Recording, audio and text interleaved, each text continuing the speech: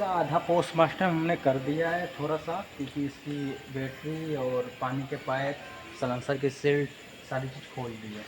ठीक है, अभी ये बोतल खोलना है अपने को, सलेंसर पूरा निकालना है, फिर गाड़ी ऊपर रास्ते पर टांगेंगे इसे, और नीचे से आपको दिखाऊंगा चेकिस खोल के, चेकिस खोल के पूरा कंप्लीट निकाल लेंगे इसे, कुछ भी ऊपर से ज़्यादा नहीं खोलना। अभी ये डब्बा है हवा वाला जिसे बोलते हैं एयर फिल्टर, इसे भी हटाना है। ठीक है, सारा कबाड़ा इससे बाहर आएगा, और रहा मेरा कार्टून, उसमें ही डालना है सारी चीज़। ठीक है, तो बनी रही वीडियो में, दिखा रहा हूँ एक एक पार्ट खोल के आपको।